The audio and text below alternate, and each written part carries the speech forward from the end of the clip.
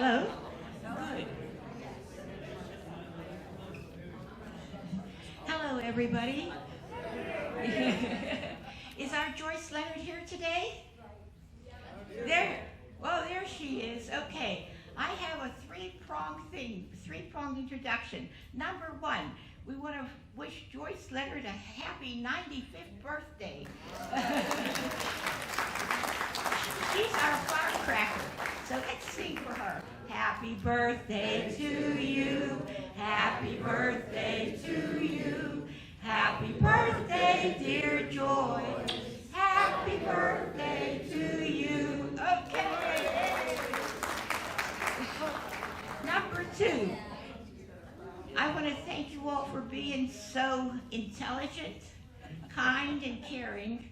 When I got tongue-tied and I couldn't remember Tango, Oscar, Delta, Delta. So tonight I have another little code thing for you. I want you all to think about the 2001 Space Odyssey film. Do you remember that? Yeah. And the computer was named HAL. Now that was really an acronym for something else. Do you remember? IBM. Yes, there we go.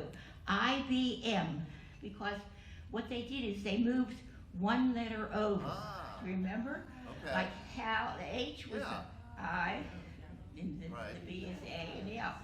Okay, so Wow, how'd you know that? I never. all right, that's good that we can get something on here. So there's the HAL IBM code, where you move everything over, and then, so tonight you guys are going to be the signal corps where you're intercepting the messages, and you guys are the code breakers who are deciphering the codes. Okay. Okay, that's for you. He saves those, which makes me happy. Okay. So this side's going to say 2 times, but we're going to do it one at a time. This side says SN, and this side's going to say CC, because all together we're going to be welcoming Todd. So 2 times and then we stop, all right? Okay. So SN, CC, SN, CC. Well, what's next? SN. What comes before S? R. I mean, what comes? Yeah, Oh. T. Okay, you say T-O. And you say T-D. Let's do it again. T-O. D-D. Let's do it 3 times. T-O. D-D. T-O. D-D. Yay, Todd. All right, man, I tell you, that was tough for me. And Joyce, happy birthday, happy 95th birthday. I'm very honored that you're joining us here for part of this, because we are talking about something that Joyce remembers, and that's World War II. This is the 4th of 4 programs dealing with what I call World War II trivia. It's a World War II trivia game, except it's not any fun. There are no prizes. I don't even really listen to you. I don't even really want you to answer the questions, because they're just really an excuse for me to tell some stories from World War II that I find really fascinating and interesting, and I thought you would too. I couldn't remember, as I was putting this together for tonight, whether we covered this one last time. Did we? Yes. We did. So those of you who do remember what this was, it was margarine. Okay, we talked about it last time. Margarine had to be sold in white. By law, it couldn't be yellow, and so you could sell margarine either white, gray, or pink. But if you put a little dye pellet, you could color it. Yeah, isn't that weird? Yeah, good. See, somebody younger that doesn't remember this realizes how strange this was. By law, you could not sell yellow margarine. So margarine had to be white, and they would bury a capsule with yellow dye in it, and the mother would usually give it to a child, and the child would spend a few minutes kneading it and making it a uniform yellow. Those laws were not repealed until after World War II, and this is relevant to the war because butter was rationed and there was like no butter available during the war, so everybody used margarine. So let's move on to the next one, since we covered that last time. What did British housewives celebrate in Trafalgar Square at midnight on July 4th, 1954? The end of rationing. How did you know that, Pam? Because you told us it before. Oh. She cheated, she has a good memory. What? Pam's birthday yesterday. Happy birthday, Pam. Yesterday. Belated, yesterday. Yes, it's, you're not 95. I'm not gonna make a joke. Yeah, British rationing lasted for 14 years. It started in 1940 and continued until 1954. And British rationing was extremely severe. The British knew that they would have to ration food and everything else. They knew, they prepared for this. Unlike the United States, we did not prepare for rationing. We were told by the British that we would have to do it if we got involved in the war. Didn't quite believe them, turned out we did have to do it. So the British rationing was very severe because Britain depended, 70% of the British food supply was imported, 70. So they knew there was going to be shortages of everything. So for example, in the United States, there was gasoline rationing.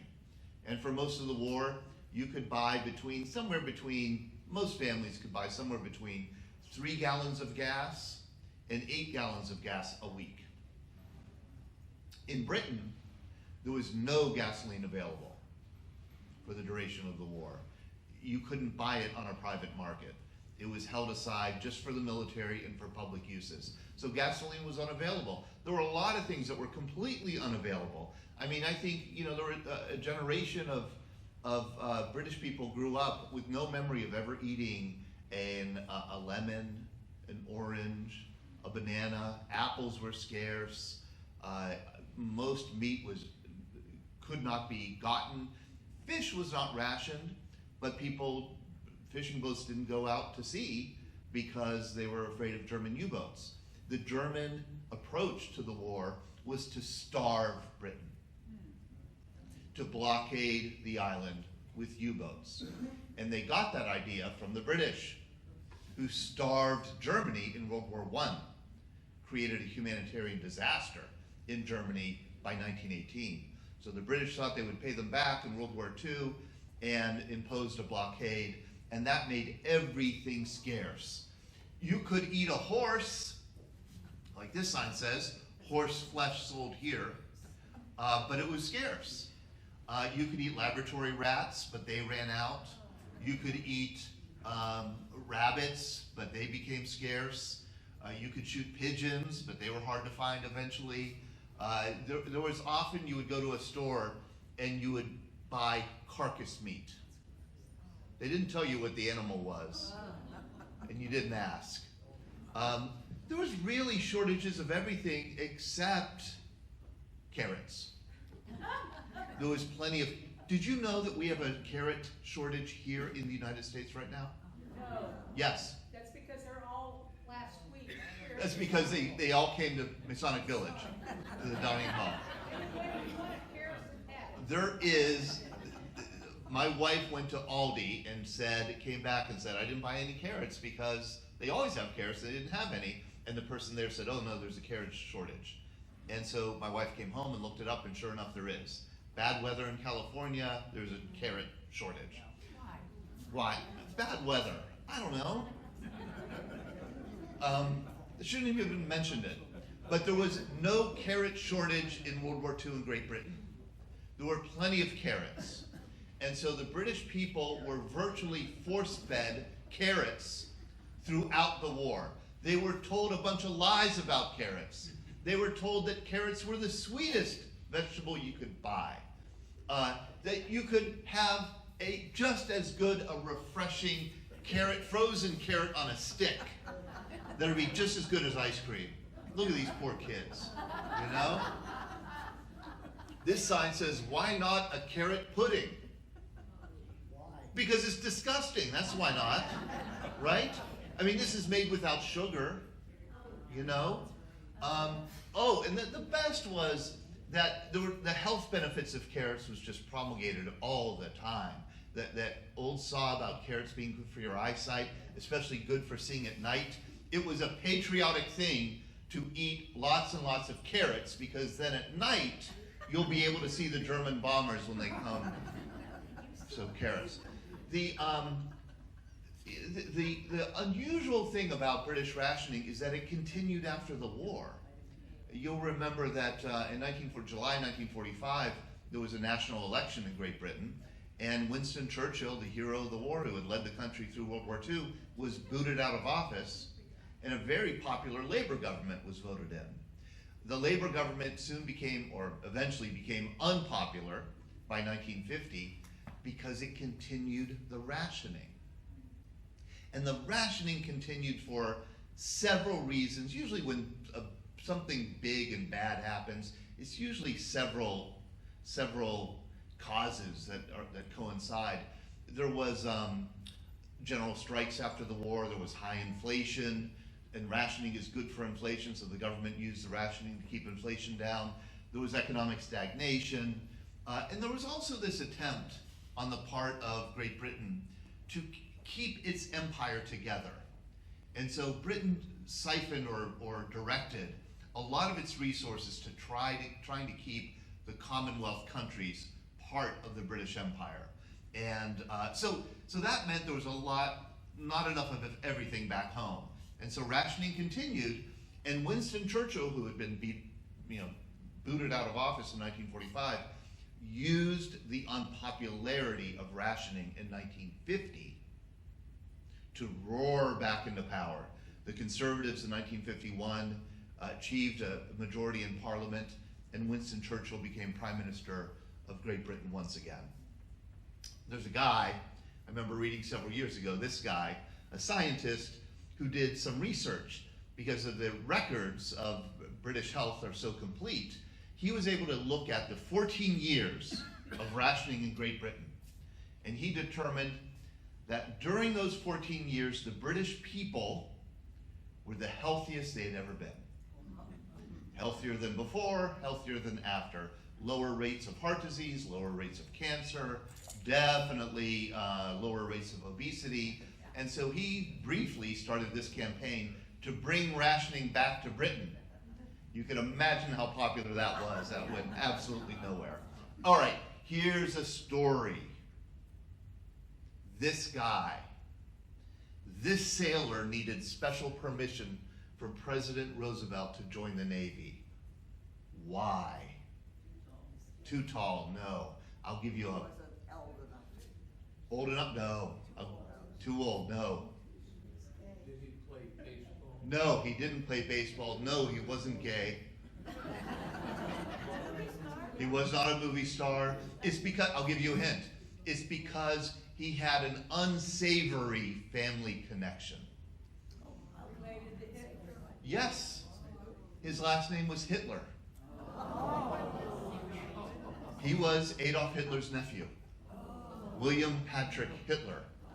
And that gets into a whole story of Adolf Hitler's family of origin. And I'm going to try to explain it. But when you explain something, you're supposed to understand it. And I'm not sure I understand it. But I'm going to try to explain what I understand about Hitler's family, because it's really crazy. I mean, most family trees are there are a lot of twists and turns in family trees, but most family trees can be traced. This one is it's like a corkscrew willow that turns back on itself and down. I'm going to try to explain it as best I can. It's amazing how, as well known as Adolf Hitler is, his family, his biological family, is pretty unknown. It's pretty opaque. So let's start with Adolf Hitler's father, who was born in 1837 in Austria, and his first name was Alois, and his last name was illegitimate. When he was born, on his birth certificate, his name was first name Alois, last name the priest wrote illegitimate. We know his mother. His mother was Maria Anna Schickelgruber. And she was a poor Austrian peasant who had moved to a city and had become a maid, like a servant girl. So he went through life, most of his life, as Alois Schickelgruber. When Maria Anna was older and Alois was 5 years old, Maria Anna married this guy, Johann George Heidler. Johann George Heidler married Maria Anna, but never claimed paternity for Alois and never even adopted Alois. So he remained, separated from Alois. Maria Anna dies. Johann George Heidler decides he doesn't want to take care of Alois, so he gives Alois to his brother. His brother is also named Johann, which it confused a lot of historians for a long time. So we separate them from Johann George Heidler and Johann Nepomuk Heidler. So Johann Nepomuk Heidler took care of Alois. We pretty sure that Johann, one of the two Johanns, is Alois' father. One of those two. There has also been speculation that began in the 1920s and continues to this day that a third person might have been Adolf Hitler's grandfather, and that was Leopold Frankenberger, who was a Jewish businessman in Austria. The connection to the Hitler family is that Leopold hired Maria Anna Schickelgruber as a maid, and she got pregnant while working for him. So ever since, there's been speculation that Adolf Hitler's grandfather was Jewish, and therefore Adolf Hitler was 1/4 Jewish. That rumor developed as soon as Adolf Hitler became known in Germany in the early 1920s. But it's probably the case that one of the two Johanns is the father. So this is Alois. He grows up, you can see, he's a brutish man. He's a very cruel, very abusive to his children and to his wives and to his girlfriends. And he rose fairly high in the Austrian Customs Service, which is kind of a semi-military agency in the Austrian Empire. He becomes an officer.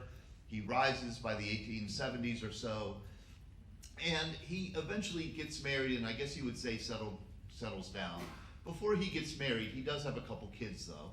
He has a couple kids with this woman, Thekla Pens, and then he settles down and marries. This is a strange marriage. Nobody can quite explain it.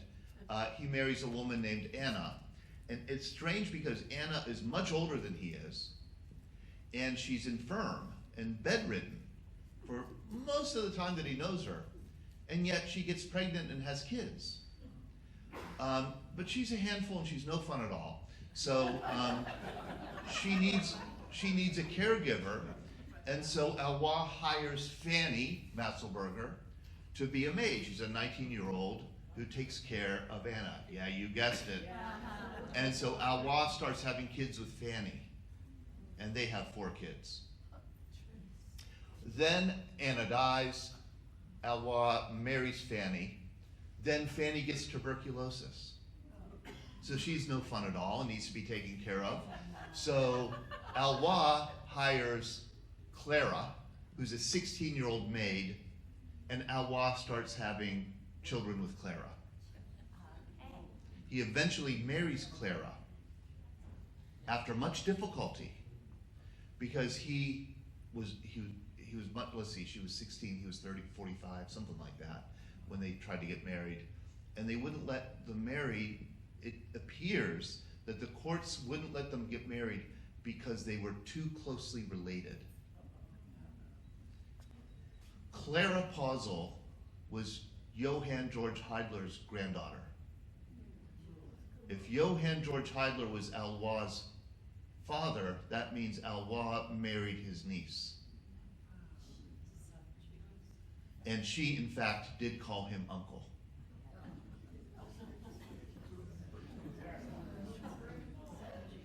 So, And here's another weird thing. This is when things get weird. At age 39, Elwha Schicklgruber decides he wants to change his last name. So he goes to court and he tries to change his last name to something. We're not quite sure what it is. We think he probably tried to change his last name to Heidler, but the clerk who wrote the new name down wrote it as Hitler. And so he went through the rest of his life as Elwha Hitler. And the best guess is that he was trying to change his name to Heidler in order maybe to claim an inheritance, but there's no evidence that he ever actually tried to claim an inheritance. So it's a bit of a mystery. So Elwha is an abusive man. He has a son, Elwha Hitler Jr., who's older than Adolf Hitler. He's Adolf's half-brother. Elwha is Fanny's son.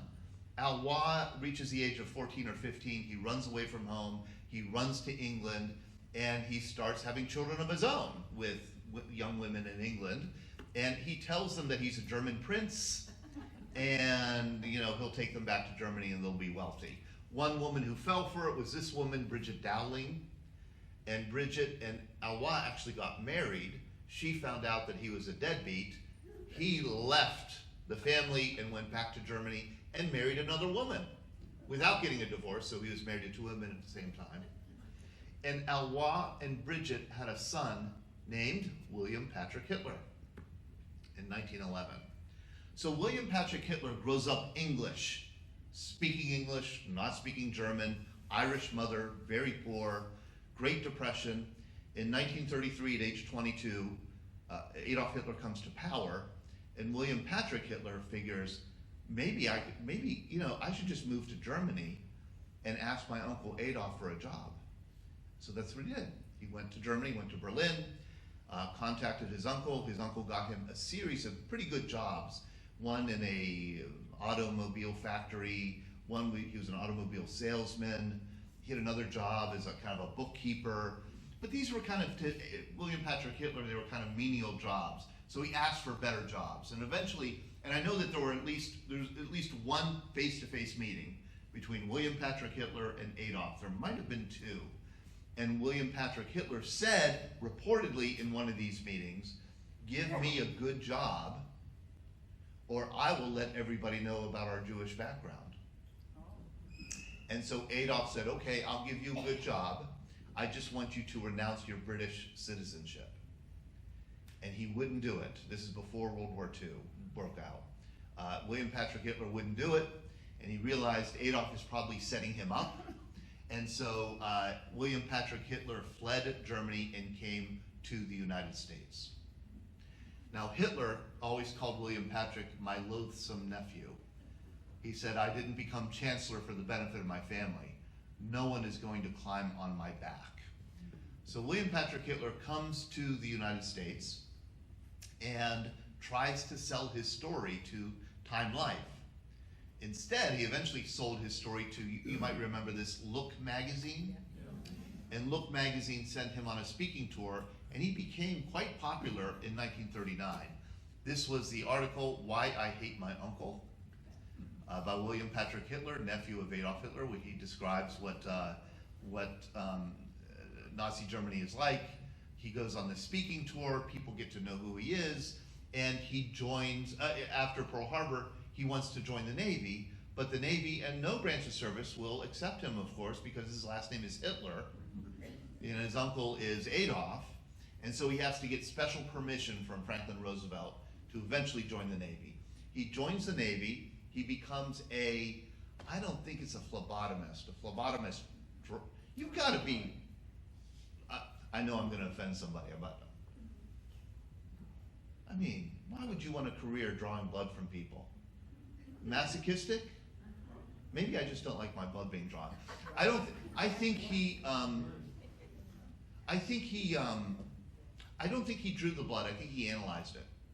I think he got it. In other words, he got a good education in the Navy, analyzing blood samples. And when the war ended and he got out of the Navy, he opened up a blood lab in his home in Long Island. And this is where the story gets a little weird. He travels to Germany, finds a young German woman, brings her back to the US. The German woman teaches him how to speak German fluently. They fill the house with German culture stuff. And he raises his kids German on Long Island. He names the middle name of one of his kids, and those are his 4 sons, Adolf. It turns out that it's not good growing up in the 1960s in Long Island and having your last name be Hitler. So the family changed their last name. He changed his name, William Patrick Hitler, changed it to Willie Stewart Houston, which is kind of a head scratcher. Why would he choose that name? Somebody pointed out, a scholar pointed out, that there was a prominent British fascist during the war named Stuart Houston Chamberlain, and that he was probably, William Patrick Hitler, was probably paying some kind of homage to an English fascist who was friendly towards Adolf Hitler. And so there's a lot of evidence that kind of towards the end of William Patrick Hitler's life, he went to embrace his uncle's legacy in a kind of disturbing way. We do know that the 4 sons changed their names yet again, and they will not speak to the media, they will not share their stories. They're still alive today. And they did agree, all 4 of them, never to have children. They wanted the bloodline to stop with them. So that's the story of William Patrick Hitler. Who was the first major sports star to join the military after Pearl Harbor? Bob Feller. Boy, are you good. Bob Feller. Yes, Bob Feller. This guy is before my time. I only know about him from reading about him. What a fascinating career this guy had. He was throwing 100-mile-an-hour fastballs in high school in Van Meter, Iowa. He got signed by the Cleveland Indians in 1935 as a 17-year-old. His deal, the deal he got was this. The Cleveland Indians said, if you sign with us, we will give you $1 and this signed baseball. And Bob Feller took the deal. He pitched his first game as 17 years old. He was a junior in high school. And he struck out the first 3 batters, struck out another 12, and he won in a shutout. He was throwing the hardest fastball in Major League Baseball at 17 or 18. I think they clocked him once throwing 107 miles an hour, which remains one of the fastest fastballs ever. How did they measure him? I looked this up. I actually looked this up. I thought, they didn't have radar guns. How did they measure that? You know, were they just guessing? How they did it. They put Bob Feller on a pitcher's mound, had a catcher behind home plate, and then way behind Feller, a guy on a motorcycle. Yes, yes, yes. Reaches 100 miles an hour, and Feller throws it right when the motorcycle reaches him, and the baseball and the motorcyclist raced each other, and the baseball won. That's how they clocked him at 107 miles an hour. He was a phenom with a wonderful career, and because he started so young, by the time Pearl Harbor happened, he was still young. He was still in his early 20s, kind of entering the prime of his career. He was driving in his car on Sunday, December 7th, 1941. He was going to meet with the Cleveland Indians to negotiate his 1942 salary, and he heard about the bombing at Pearl Harbor on the radio. He arrived at Cleveland Indians headquarters and he told them, I'm not going to play baseball in 1942. I'm joining the Navy. And the next day he did.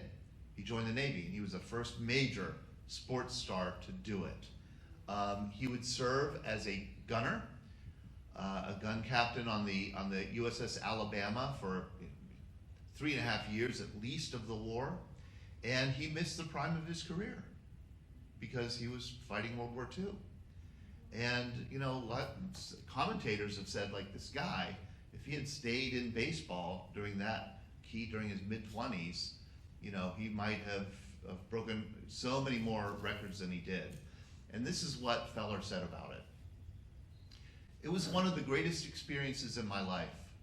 A lot of folks say that had I not missed those almost 4 seasons to World War II, during what was probably my physical prime, I might have had 370 or even 400 wins, but I have no regrets, none at all. I did what any American could and should do, serve his country in its time of need, the world's time of need. I knew then, and I know today, that winning World War II was the most important thing to happen to this country in the last 100 years. I'm just glad I was a part of it. I was only a gun captain on the battleship Alabama for 34 months. People have called me a hero for that. But I'll tell you this, heroes don't come home, survivors come home. And there's a wonderful picture of him when he comes back to the clubhouse. Could you imagine that today?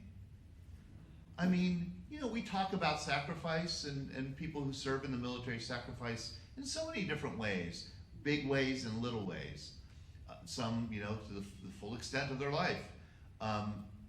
This was a significant sacrifice for a very famous, successful man. And I just admire that patriotism and wonder if anything like it exists today, or it really has existed since. Okay. What was the only instance of aerial bombardment on the continental United States in World War II? In other words, I'm going to rephrase it just so we're clear. There was one time that an enemy aircraft flew over the lower 48 states and bombed it. When was it? It was an aircraft. It was an airplane. Does anybody know about this incident? One time. Only once. It happened in Brookings, Oregon. The Brookings raid. It was a crazy experiment that the Japanese did, where they put I'll show you what they did. They put a plane on a submarine. The submarine surfaced off the coast of California, and a pilot got into the airplane and flew it over Oregon, right here, just north of the Oregon-California border, and he dropped 2 incendiary bombs. The idea was the US was suffering a drought. You'll remember the Dust Bowl in 1942, and the idea was that the Japanese would start a wildfire in the American West, create a domestic disaster, and that would cripple the American war effort. That was the idea. This was the guy who did it, Nobuo Fujita. He was a pilot, a Japanese pilot. He was part of this experimental, there were only a handful of them in the whole Japanese Air Force. This experiment that the Japanese, I guess it was Imperial Navy, did. And that was this. They took a Japanese Zero, made it so that it was on hinges and could fold up, put it on, what do you call them, pontoons instead of wheels? Yeah. Pontoons so it could take off from the water, and then put it in a watertight case on top of a submarine. Then the submarine went underwater, it traveled across the Pacific Ocean, and it surfaced off the coast of California. They opened up the case. Fujita climbed in the plane, unfolded the wings, took off from the water, flew over the west coast, found some dry, what looked like some dry tinder in the mountains of southern Oregon, and dropped 2 bombs. And then he turned around and flew back, landed in the ocean. They folded up the wings, they put it back into the watertight case, put it on top of the submarine, and the submarine sank before the Americans could ever get back to him. Because he was spotted. People spotted him. People saw that there was a Japanese plane flying over Oregon and dropping 2 bombs. The 2 bombs exploded. Unfortunately, it had just started a thunderstorm, so the first bomb was quickly put out by the rain. The second bomb did start a fire, and firefighters had to come and put it out. But this was the one and only instance of an airplane, an enemy airplane, bombing the continental United States. And it was this guy who did it. And actually, it was his idea. He was supposed to be doing just reconnaissance work. But he said, hey, as long as I'm over there, I might as well drop some bombs, you know? And they approved it, and he did it. So it really was his idea.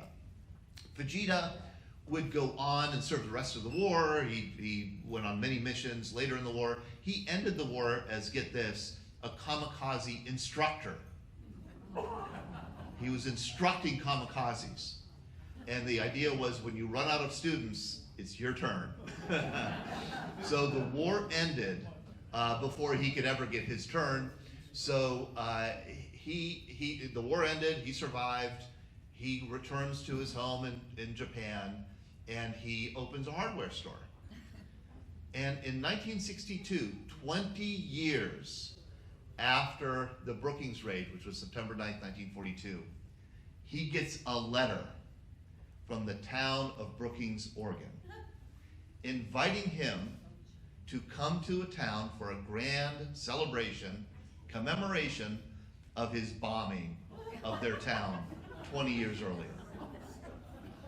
His family reads it and says, oh my gosh, it's a trick. They're gonna get you over there and they're gonna try you for a war crime. And so he said, yes, they probably are, but you know, I'm gonna be an honorable person and I'm gonna show. Also, John F. Kennedy chimed in saying, you know, please do come to our country as a gesture of peace or something like that. So he said, okay, he agreed he's gonna come back, but just in case he is tried as a war criminal, he's gonna bring a 400-year-old samurai sword that has been with his family for 400 years. And before they take him to trial, he will commit hara-kiri with it, and so he'll never have to be tried. That was the idea.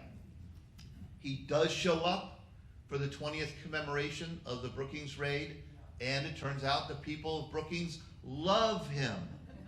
They celebrate him. It's this big celebration. They honor him, and he takes his family samurai sword and he gives it to the town of Brookings, and you can still see it there today in the town library, sitting there.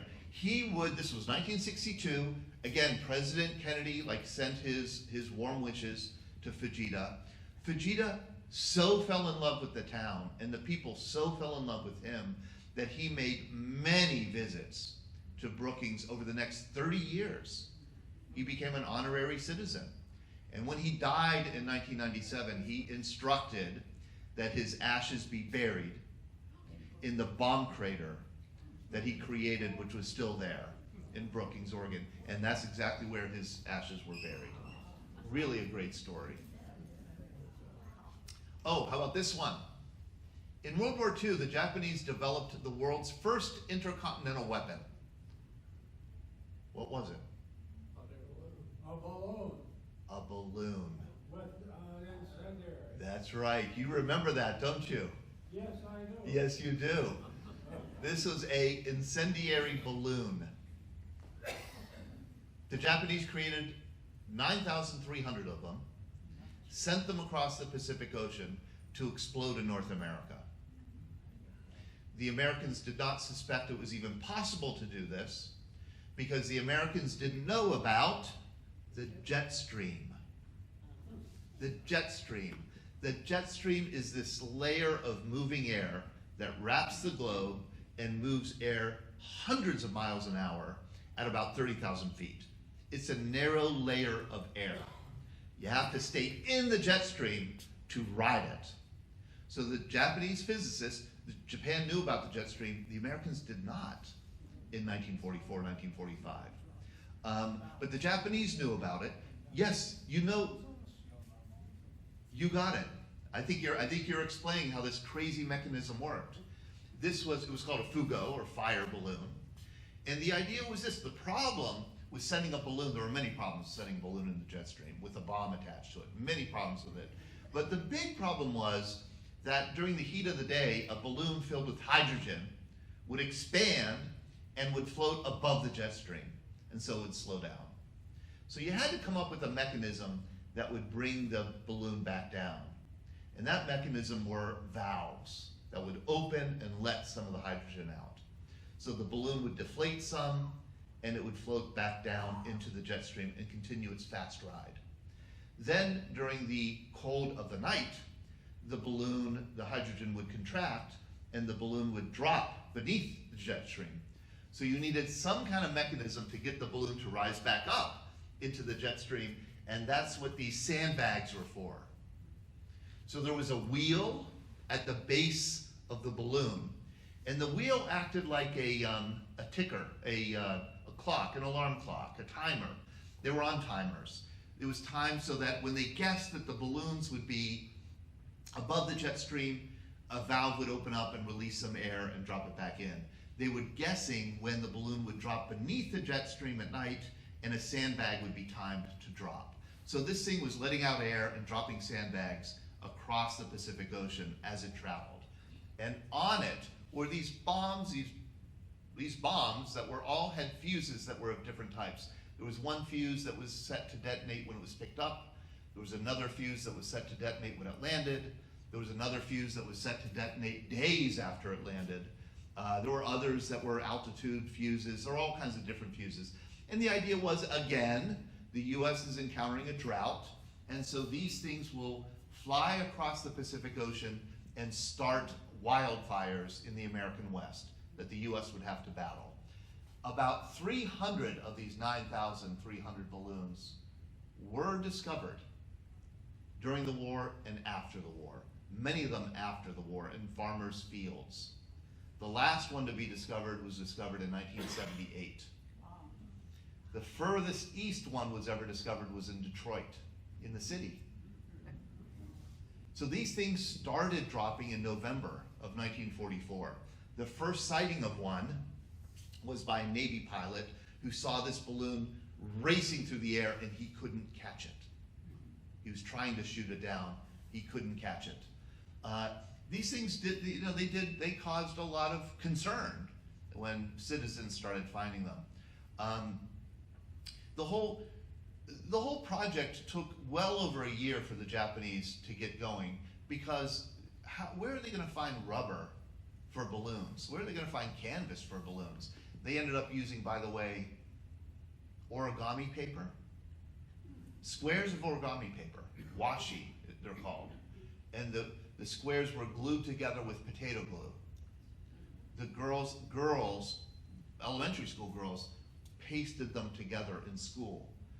And it became well known that the girls were eating the potato glue because they were so hungry at home. But they eventually get 9,000, and these are not small balloons, they're very large. 9,300 of these balloons are sent up in the air. We know that most of them went crashing down into the ocean, but enough of them made it to North America to cause concern. The federal government, the Army intelligence was notified very quickly that these were falling. There was evidence of them exploding, and the federal government and Army intelligence decided not to warn the American people about it because they were afraid. They didn't want to let Japan know that these things had landed.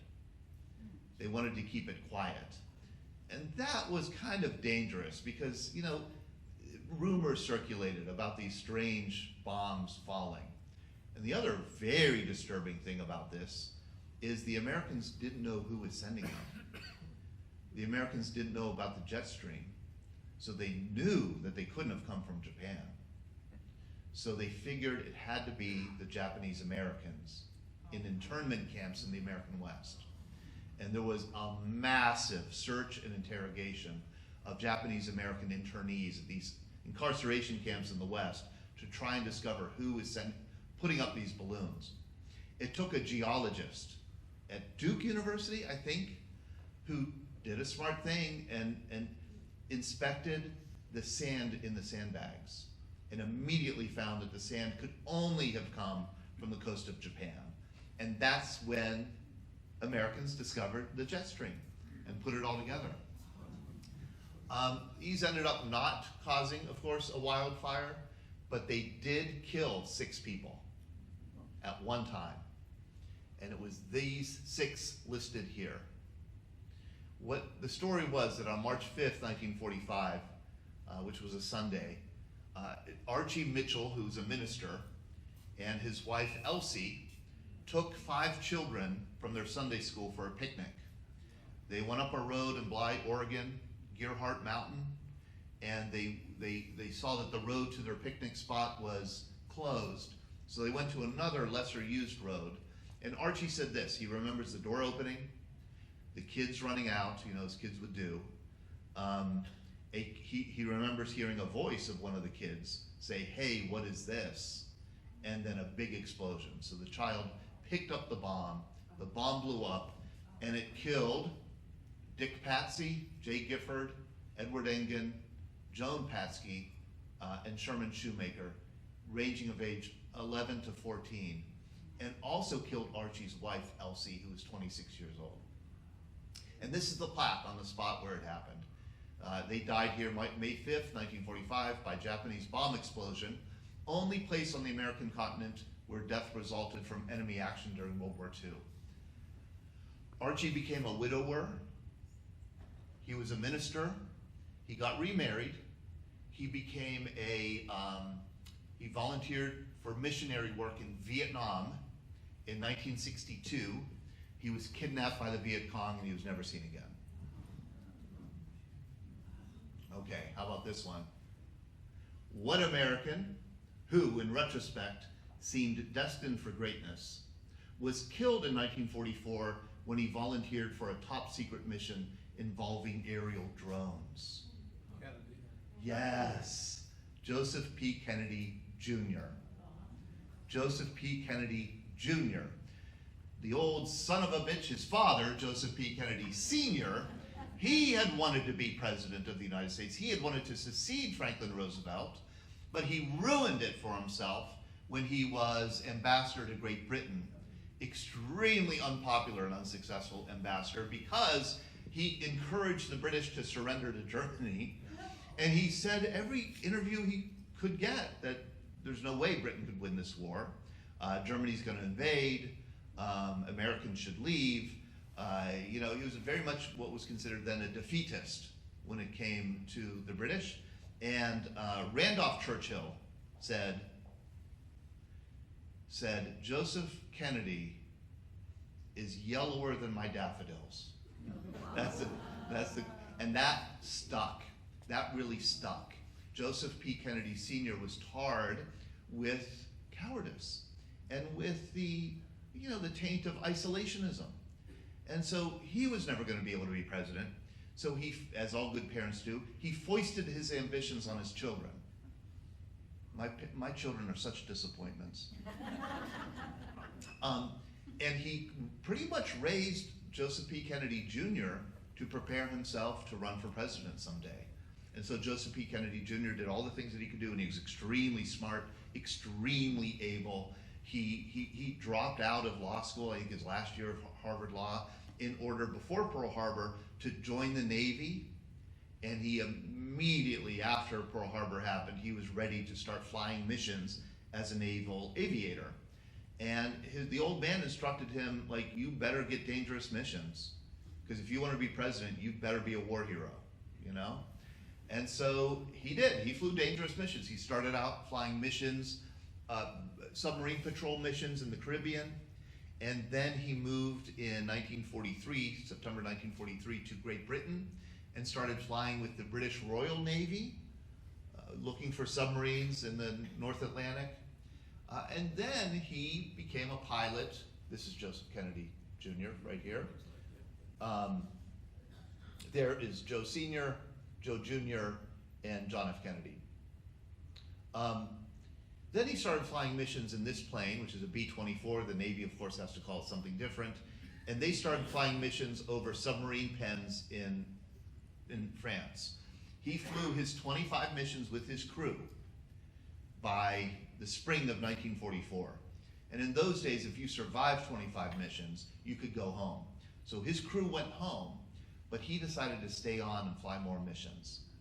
He wanted to support D-Day, and so he did. He flew some Normandy missions in a B-24 in June 1944, and then in July 1944, and then in August, he was thinking about maybe going home, but he gets an invitation to pilot an experiment.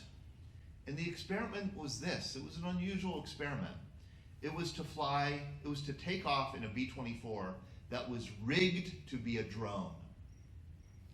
This plane would fly without a pilot and without a crew.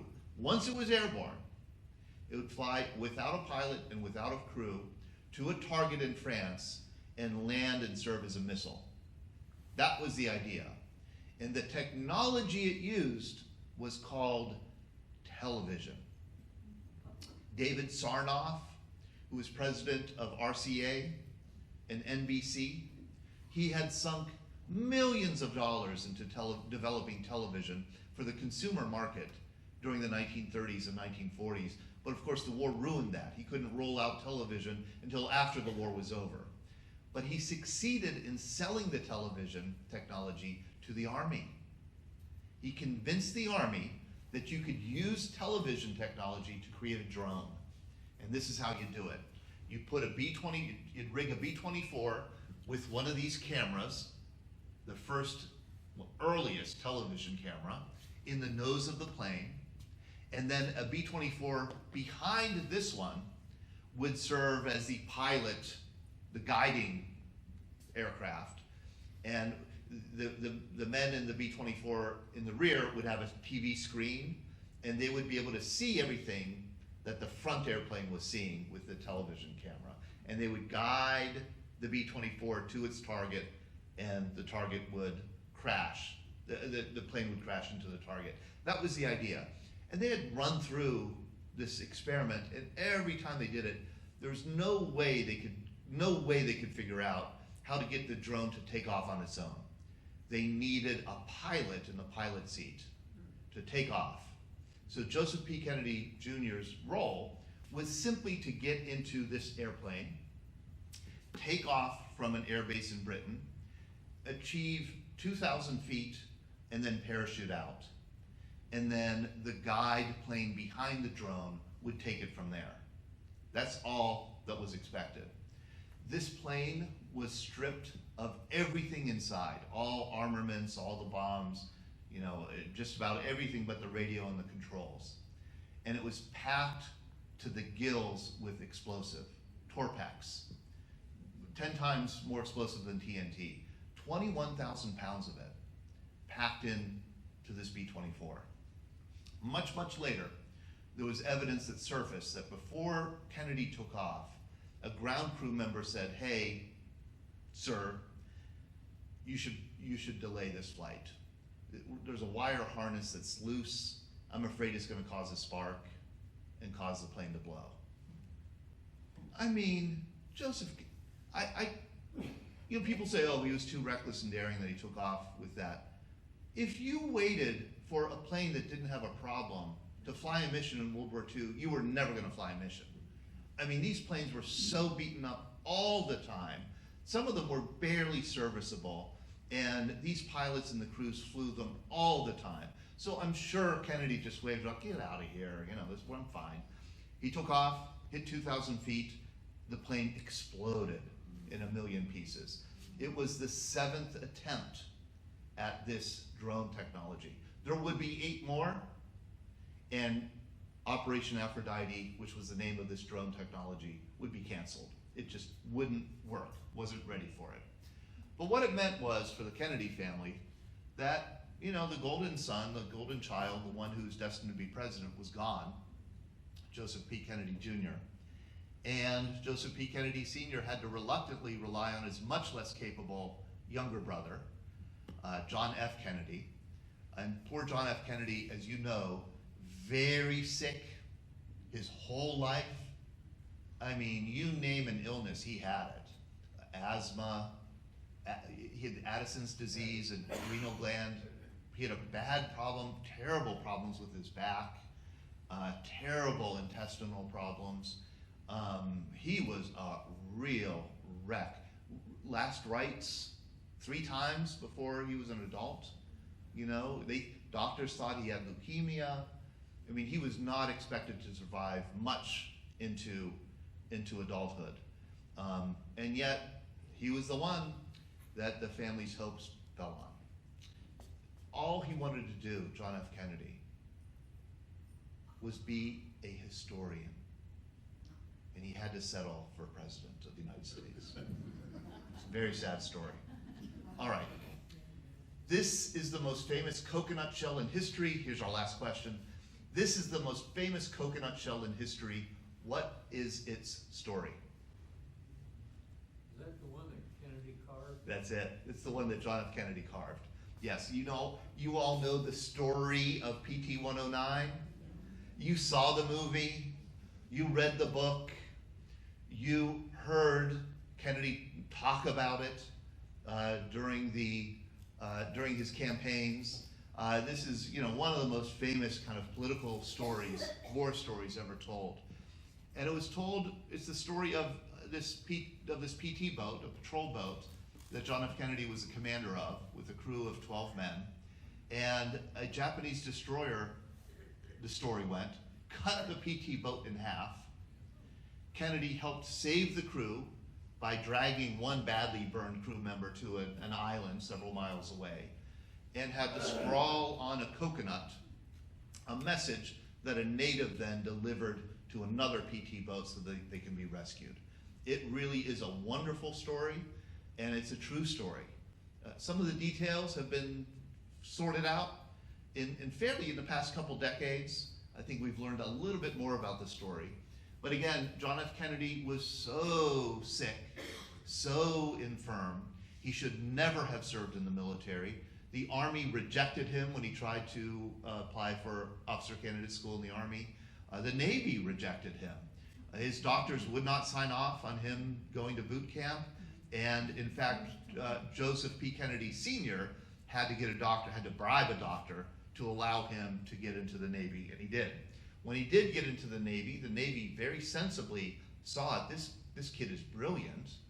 He'd be perfect for intelligence work in Washington, D.C. He's brilliant and he could barely walk. He's perfect for intelligence work. Of course, he didn't want to do intelligence work.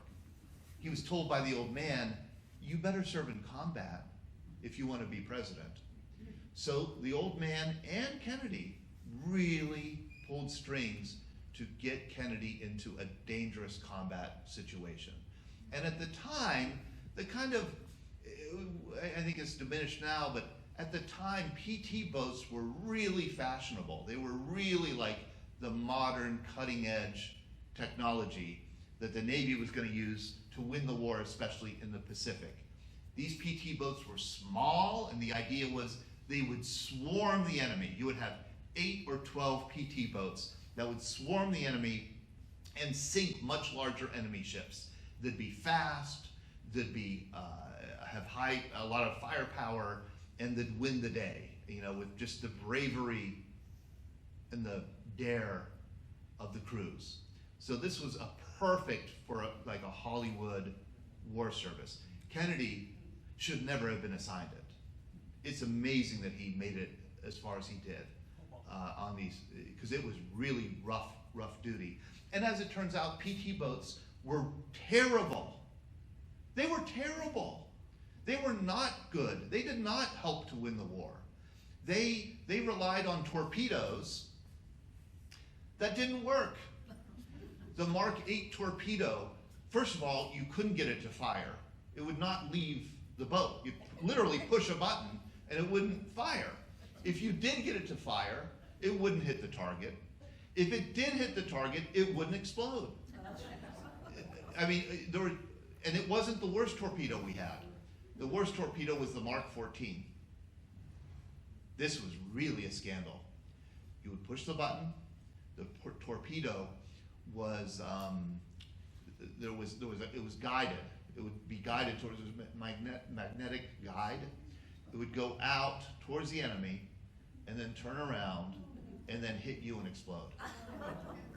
Terrible. So one thing that Kennedy and his men learned is they really couldn't rely on their torpedoes. They didn't use them very often. They didn't try to use them very often. Their guns, they were undergunned. A famous incident right before the PT-109 incident where the boat gets cut in two. Kennedy goes out in the South Pacific and he steals this artillery piece from the Army. And he brings it to the boat, and the men strap it to the top of their boat because their guns aren't sufficient to sink enemy ships. And this is a 37 millimeter artillery piece. It's a pea shooter. It's an anti-tank gun that can't do anything to a tank, but it was better than what the Navy had on these PT boats. So these PT boats are under-armored, they're under-armed, and they're also underpowered. But there they are in the Pacific, and they are in the Solomon Islands, and they're operating with a squadron that are there in hiding, looking to ambush Japanese ships that are taking routes to and from Japan and the islands in the Pacific.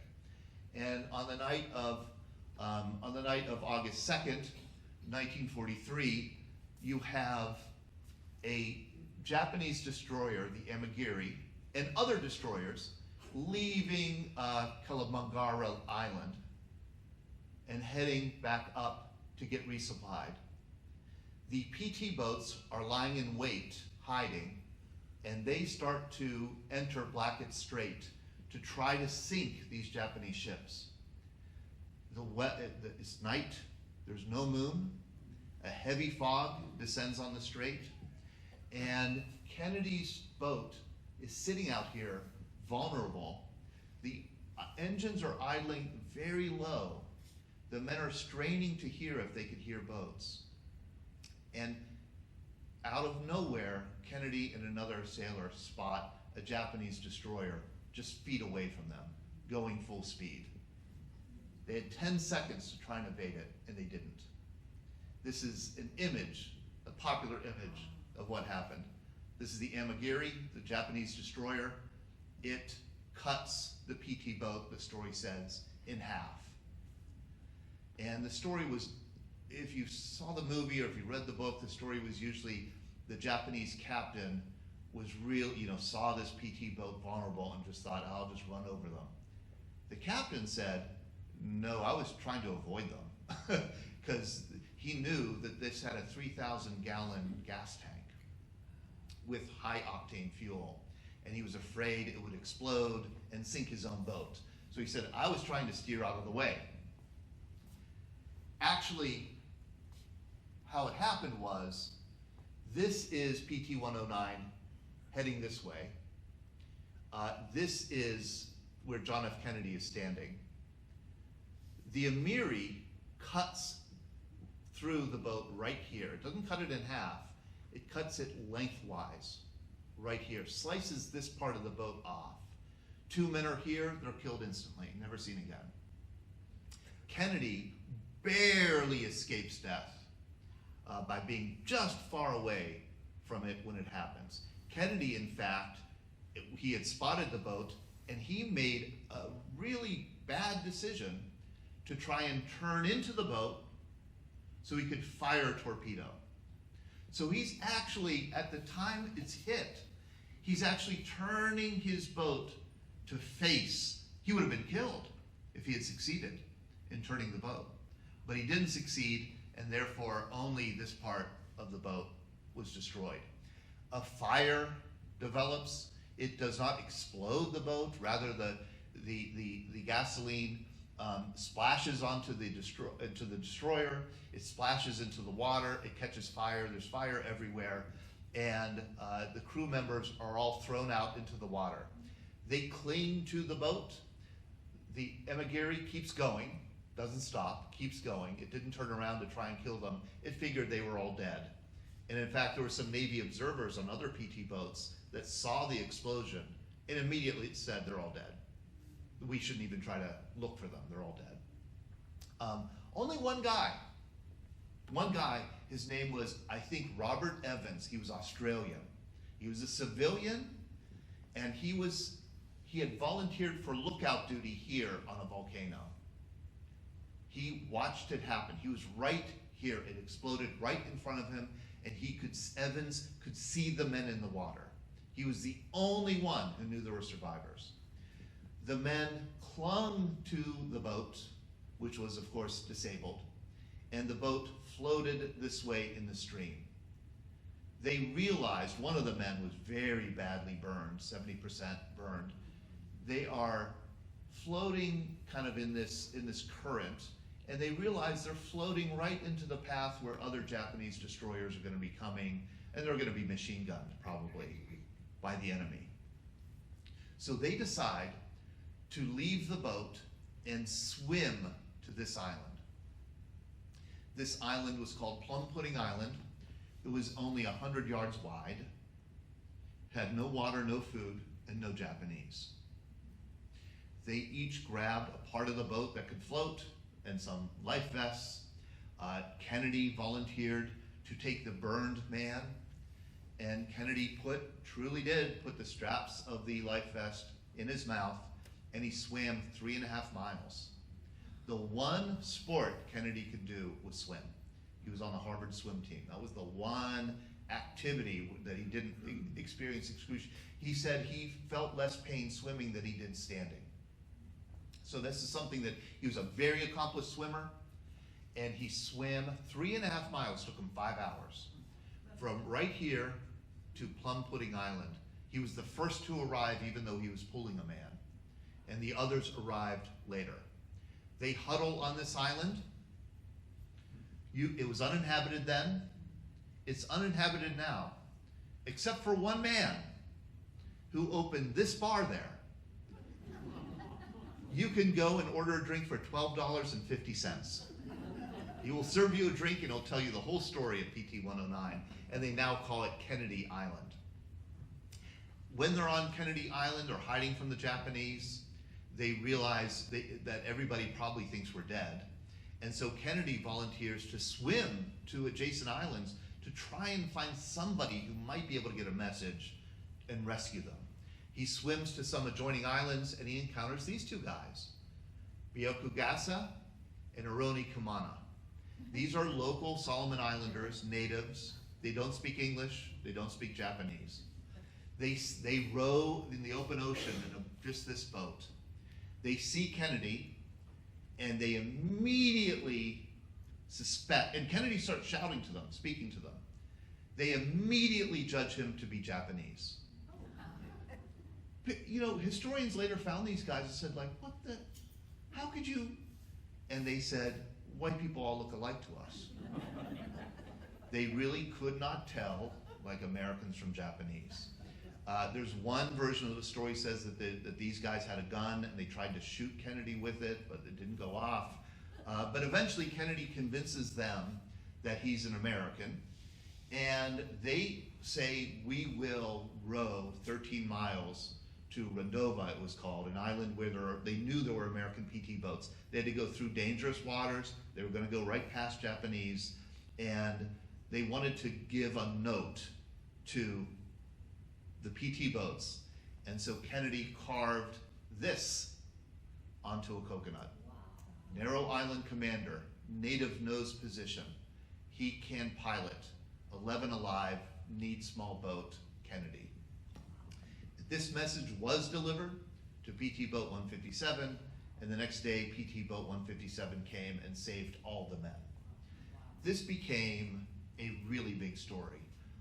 Kennedy refused to get survivor's leave. He wanted to stay in theater, but he was so badly damaged by this, so badly traumatized, psychologically and physically, that he could no longer command a PT boat, and he was sent home in January 1944. He was incapable of functioning. He arrives in New York, he goes to a bar called the Stork Club, and he has a drink with the writer, John Hershey, who's writing for the New Yorker. He tells John Hershey the story. John Hershey writes it up. The old man makes sure to get it reprinted in Reader's Digest because he said, nobody in Boston reads the New Yorker. They do read the Reader's Digest. So this is really John F. Kennedy's first campaign piece for Congress. It would help propel him into his political career in the Congress and then in the Senate. This New Yorker article that came out in 1944. PT 109 was discovered by Robert Ballard, the naval archaeologist, several years ago. He didn't disturb it, but he took note of everything that was there. Also, around the same time, it was Ballard who made contact with those two Solomon Islanders who saved Kennedy way back when. They had been kind of forgotten by history. And here he was, about 15 years ago. And you could tell that he was the one who did it because he has a t-shirt, I rescued JFK. And I have to say, this story really makes me sad because Kennedy, when he became president he was elected in 1960, his inauguration 1961, Kennedy specifically requested that these two men be found, be contacted, and be brought to the inauguration. The two men got the message. They showed up at the airport, and the Solomon Island, which is a sovereign nation, Solomon Island authorities took one look at them and said, like, you're dressed like natives, you talk like natives, you're gonna embarrass us on a national stage, and substituted two other people who were more polished. They never got to go to the inauguration. So before these men died, there was a group of officials went to the Solomon Islands and presented them with awards and recognition, and they did get their belated recognition. Okay, I'm gonna be back here, I'm way over time, thank you. I'm gonna be back here, that is your cue for applause. I'm gonna be back on Wednesday, May 13th, a new series. I'm gonna start a series on the history of the Vietnam War. So I'll see you then.